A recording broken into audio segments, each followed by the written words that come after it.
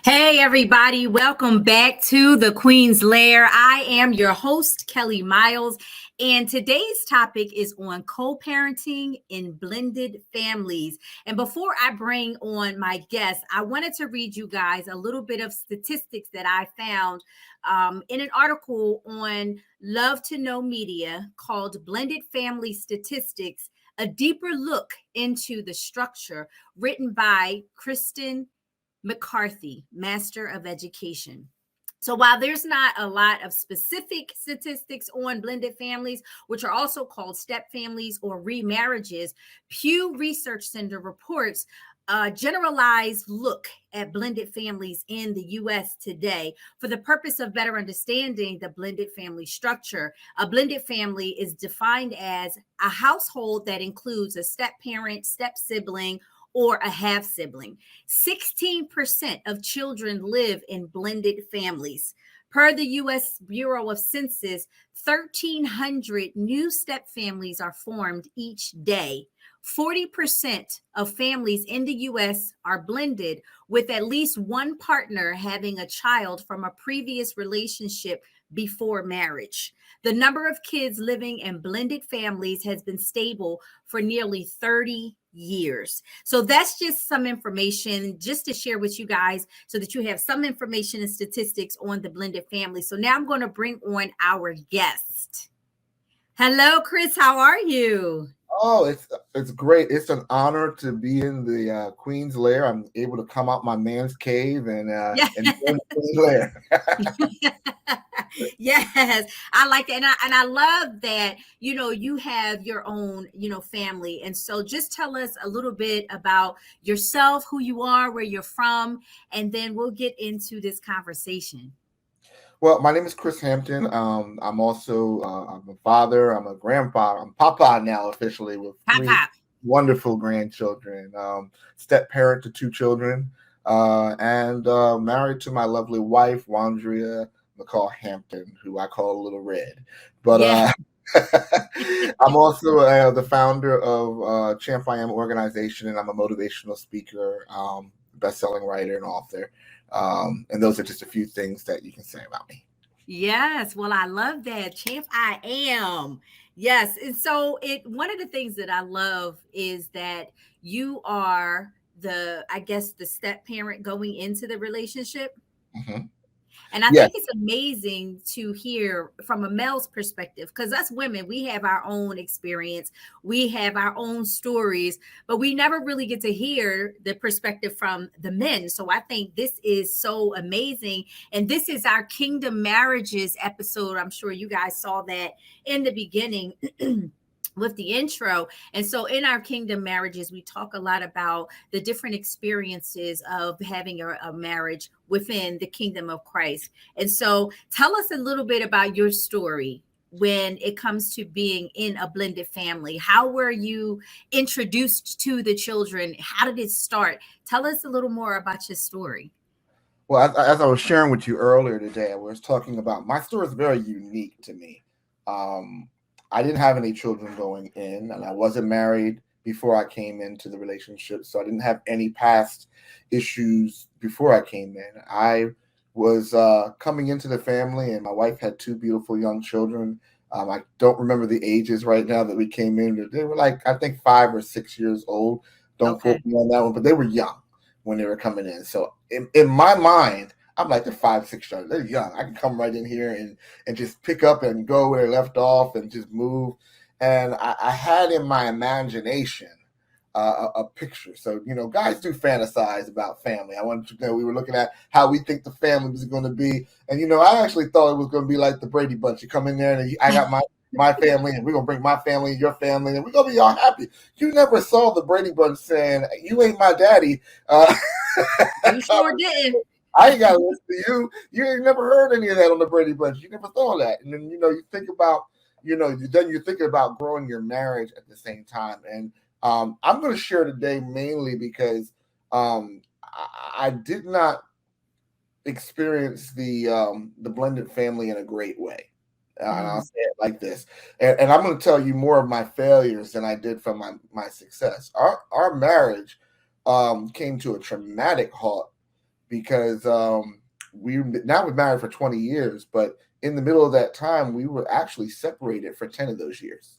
Oh, wow. And a lot of that came foundationally on how we handled a blended family, because we were not clear to the whole family coming into this marriage and how to introduce ourselves to the family.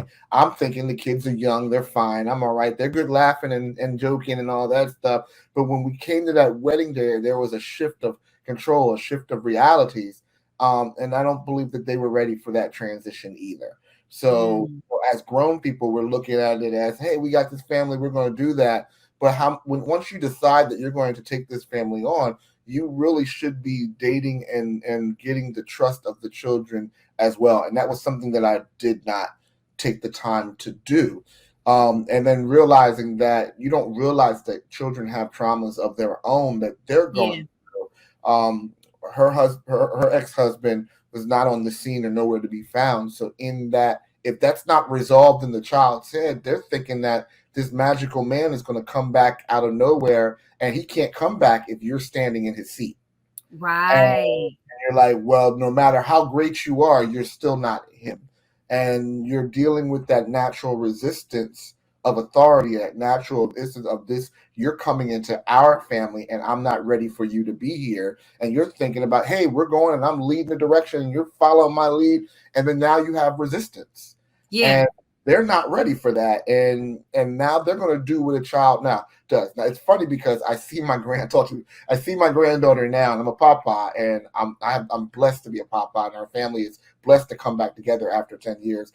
And I've been with my wife over 5 years, and we brought that back full circle. And now I'm papa, and I'm watching the little child grow up, and she's just as strong-willed, just as it's almost like a mirror image of her. And I'm watching how she's dealing with her mom, and it's the same way. And I was like, you're dealing with that natural child development. And coming in the middle of the game, not realizing that she's just doing what kids do. Yeah. And so you said it was a 10-year gap where you guys were separated. What were the challenges that what were specific challenges that you encountered that led to you guys having to separate? And you said one key thing that I love, which was you guys, the adults, didn't handle it the right way. So what were some of those challenges? Even when you have a child that's acting out, what I learned from that situation is the child's going to act out and the child's going to be there. But the issue is that in the end, it's how the adults are choosing to deal with it.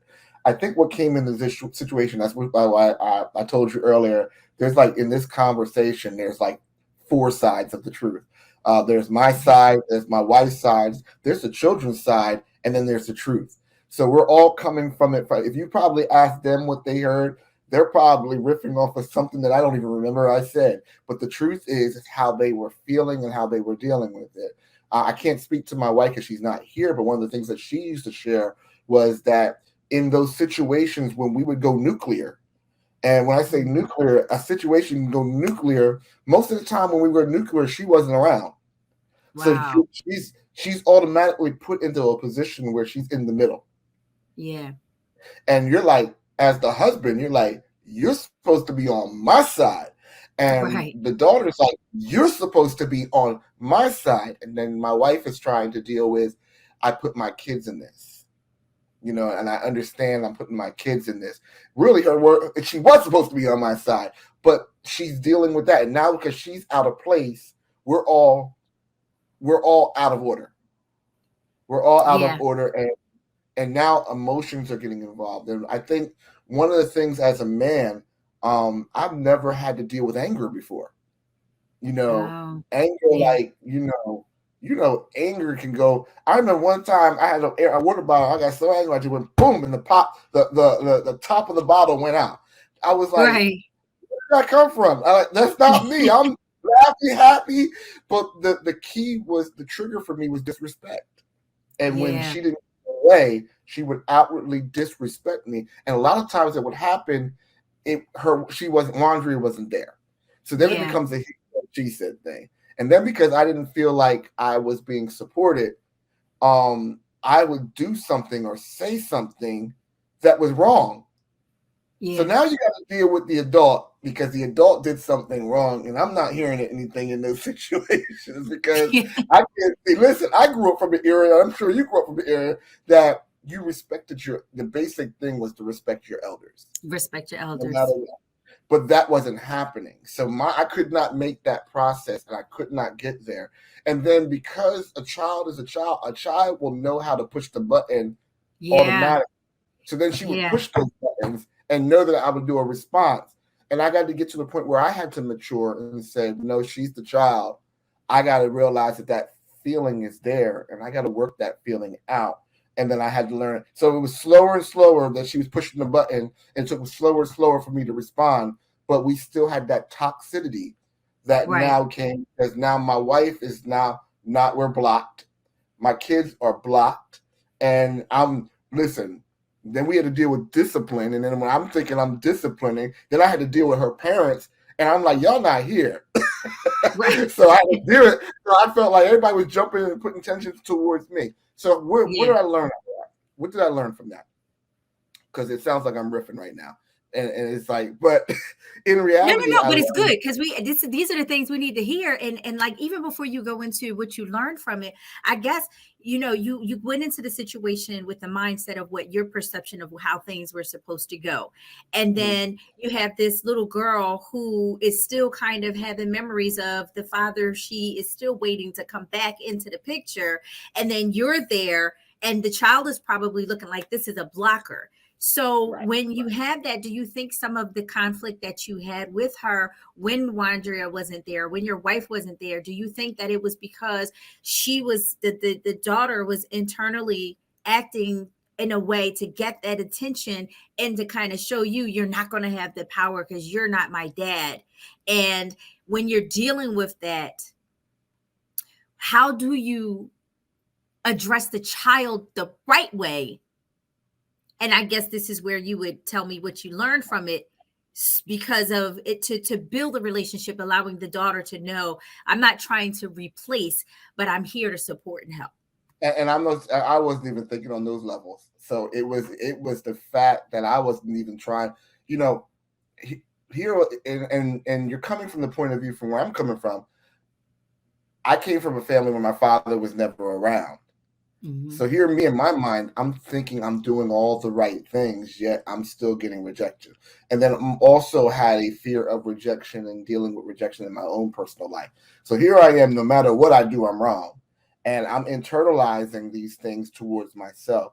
And that's where the enemy had me, where he was trying to show me that where I was failing, you're a failure, you're messing up, you ain't got this right. There's nothing you can do right. Even when you are right, you're still wrong. So, it was different things allowing to have that head. Where I had to learn was still to apply grace to the child.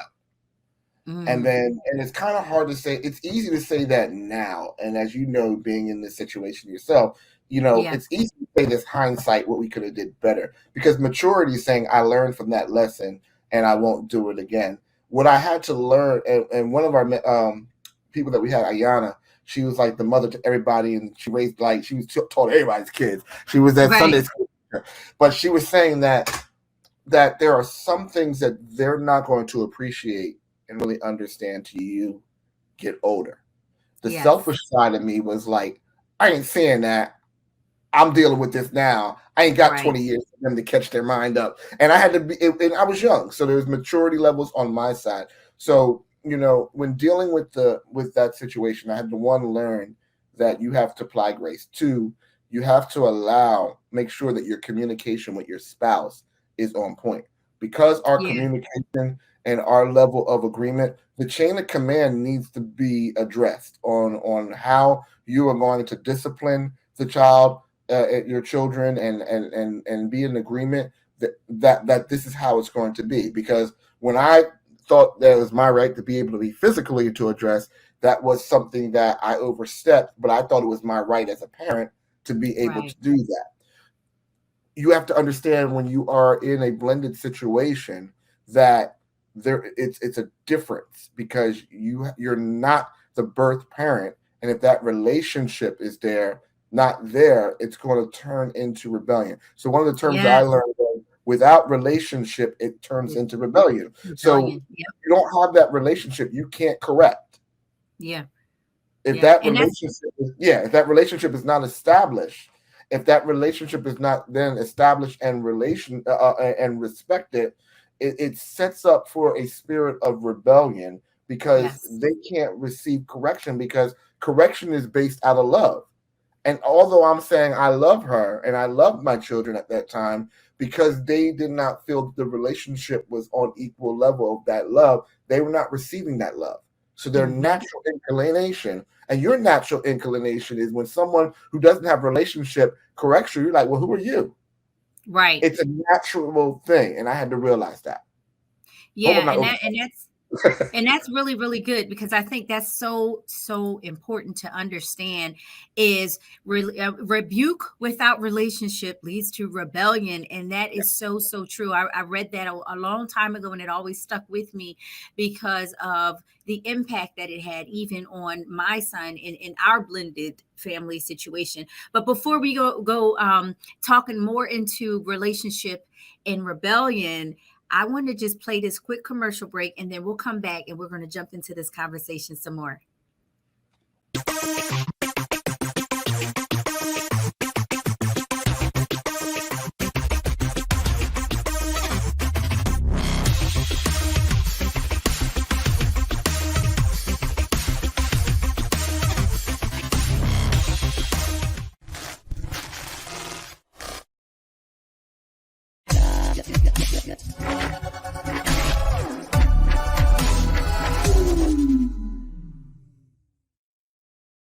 All right, we are back. You are watching the Queens Lair Christian Talk Show, and I am your host, Kellie Miles. We have our guest with us today, Chris Hampton, and we are talking about co-parenting in blended families. And so we left off before the commercial break, and we were talking about that powerful statement of how rebuke without relationship leads to rebellion. And when you're dealing with a blended family situation and you have children and you are the step parent, you have to have that relationship. And if you don't have that relationship, that it does lead to rebellion. And I think that how do you think that impacts respect? Because you spoke about feelings of disrespect. Do you think that played the respect factor played into it because the relationship was not there for the child as well, which made them feel like, that's their form of acting out? Yeah, and yes, it was. I think that was a foundational. That's one of the areas. It's not as easily done because again, you have all the different things that they were going through and they were feeling, but then to have this person come up and disrupt the circle. I appreciate. I see it when I see blended families where they actually propose to the kids and when they're Yeah. young, they bring them Oh, in. it's cute. Yeah, I've seen that. Cute. It's cute, but it's almost, hey, I'm asking you permission. Can I come into the family? My Yeah. brother, who is not spiritual, is also a blended family, and he is doing phenomenal. Here I am, saved, thank God, filled the Holy Ghost, and struggling. And he doesn't have that, but his family was different, right? But I Yeah. remember on the wedding day when they finally decided to get married, and his young son, his young stepson, was just miserable during the wedding. He just cried. And my brother had relationship with him. He was there. And he just cried just hid in the corner and just cried, just disappeared and just was crying. And he was dealing with those feelings of this is real now. Mr. Yeah, the Doug reality. is now marrying my mom. And so that's always, even in the best scenario, that there's a spot for my dad to come back into that situation. But no, Mom's moving on. Yeah. And that was and this was after I went through what I went through. It's like the light bulb came on and said, even in the best situation, that child is going through something. They don't, and Yeah. there's young, and he couldn't express what he was feeling, and he didn't rage out on anybody, but he was still hurt. And if he Yeah. was hurt in that situation, what is that situation that my young daughter was going through and all at that time? I didn't have the sensitivity, the maturity, or the awareness to address that. And really, coming from hindsight, I was immature and selfish not to see that at that time. And again, you blame it on immaturity. You are what you are at that stage of life. Now that I have a senior eye on it, I'm a little bit more slower to go. I'm a little bit more aware to go in that situation. So what I would have said I would have done differently is I would have slowed the relationship down between my wife and I, because it wasn't just the children that was part of the relationship that was went wrong. It wasn't because of the children, but the toxicity that came from that situation. The enemy used that as a divide to now Yeah. divide two people, and now the people who were supposed to be our one are on different sides of the bet. Now she's in mommy mode, not wife mode. She's in preservation of my kids mode, not we're walking together in mode. So again, those are things I would wish she was here to have that conversation from her point of Yeah. view, because in her mind, she was doing what's right by her kids, and she was still living single in a blended situation. Yeah. Yeah. Because Yeah. she never let go of being single mom. Right. So those are situations. Now she's protecting her kids, and now we're still trying to blend. And Mm-hmm. now, from my point of view, I feel like I'm a stranger in the midst, and I'm Yeah. outnumbered.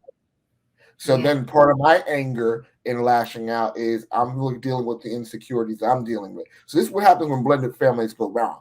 But it's not a bad thing, because God still Yeah. forgives time, because as we did get back together and the family is together and they live with me now and, Right. and we're Right. together, and there's no issues like that. There's no taint from the relationship. God can restore the marriage, that God can restore the relationship, and I'm living witness of that. And I'm living as Papa, as the major grandpa. So I'm the You one have that a they new see. role. Yeah. I'm the one that's there, and the children are there, and they trust me. They're there. They know, Papa, I'm here. So God can redeem that.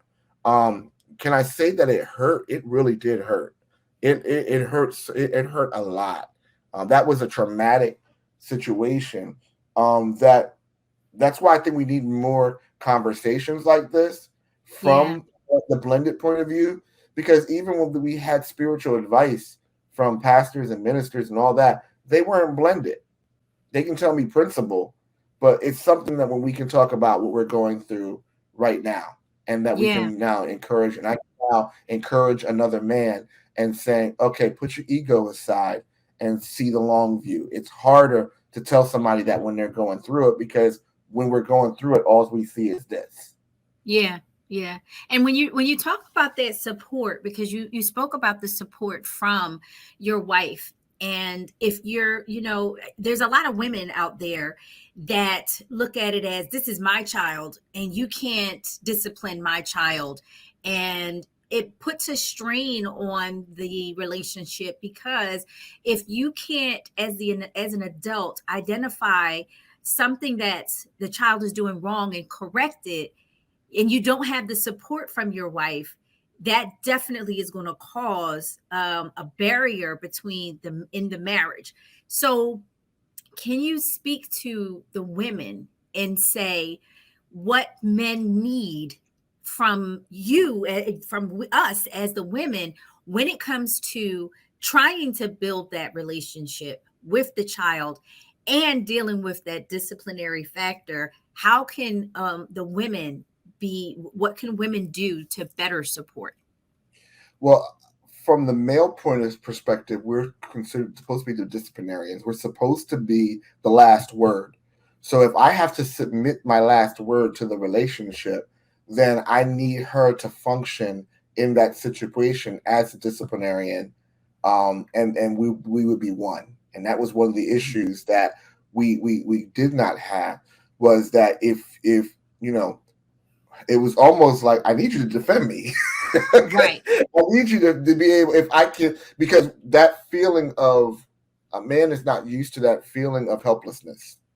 Yeah. And when you take away that authority and he submits that authority to the relationship, he has to trust that you're going to do it and be able to handle that. But when you're stuck in that position, not as wife, and you're in that position of the middle person, now you feel you have to negotiate with all the sides. And when there's Yeah. some, good and well, if your child disrespected you directly and that was your child, you would be all up in that child's You're going to world. check it. Right. What you have to be able to do for that spouse, and this goes the other way for the male that has a child, that's the other way too, that the disciplined spouse now has to learn how to cover the husband and the wife or the child, because you're in a dual role. You're in a dual role, but in the end, we have to be able to discuss what I did wrong. Yes, I was wrong. I had to apologize, but then at the same time, we can't allow the behavior to consist. And when that's addressed, it has to be felt like it's addressed, and you have to cover that spouse. Just like you're covering your children, you now have to cover your spouse, because you're taking away a part of that, and you're basically saying that spouse is taking their hands off to say that I'm trusting that you're going to handle it. Mm-hmm. The problem is that the spouse doesn't trust that you're going to handle it. Then he goes overboard, or she goes overboard, because now she's in her feelings, or he's in their feeling, and now they're caught into a situation that they feel like they got to overdo it. Yep. Because it wasn't done. It wasn't done. So now it's even worse. So we all have to know our roles and define our roles before we get into that relationship. Rules of engagement need to be established. This is how we communicate with each other. If we ever get to an impasse, we halt the conversation, and then we get to a situation where we bring that person back and we have a family time. Yeah. If there's a situation in there that we have this problem, then we have the rules of engagement say, all right, I got to stop no matter how I feel. We're going to put a halt to this conversation. We're going to come back to revisit this situation as a family during family time. But if the rules of engagement are not established and respected, you're going to go back again to dealing with that spirit of rebellion, which is just another way of saying, I don't trust you. Yeah. And if you don't trust me, at least trust the parent. Now, when you got a situation where they don't trust either of the parents, you need to get outside help to come in and mediate that program. And here's what the other thing. I think outside help is good. Counseling is not a bad thing. I agree. If your family is out of whack, find someone who is a spiritual counselor that has you have an agreement on what the end looks like, and bring that counselor in to keep the family accountable. And if you have to have time with the children that can have counsel by themselves, it is not a problem. Have that person talk about those feelings, because a lot of times it has nothing to do with you, and you responding off of something like it's all about you, and it's not, because that child is going through so much trauma and change. And I wasn't sensitive to that. I can tell you that I really wasn't sensitive to that, not because I didn't want to, I didn't know how. Yeah. And I think that's really, really important, just being sensitive to the child's changes that they're going through. And as the adults, we have to be respectful of that, understanding of it, and making sure that we allow them to know that we understand where they're coming from, instead of just kind of bombarding in, thinking we're jumping in as parents, and then just kind of stepping into the role that they're not ready for you to step into. So I just think you are, amazing. I thank you so much for the information that you have shared, for sharing your story, for giving us perspective from a man's point of view, and also for sharing some nuggets for us as women as we go through our blended family experience, to help us to learn how to be better supportive. So thank you so much, Chris, for joining the show today. Thank you for having me. I hope it was helpful for someone. Thank you. Absolutely. So as we get ready to wrap up, you guys, I just want you guys to remember this: rebuke without relationship will lead to rebellion. When you're dealing with children and you're co-parenting and you're working with a blended family, it's so important to take into consideration what the child is going through, the changes and the adjustments that they have to make. So we're getting ready to get out of here. Thank you guys so much for watching the show. Stay tuned for the next episode, which is going to be staying encouraged on your journey. You can check out our YouTube page right here. And when you check out our YouTube page, it will give you other episodes that you guys can watch, and stay tuned. So thank you so much for watching. We'll see you next time.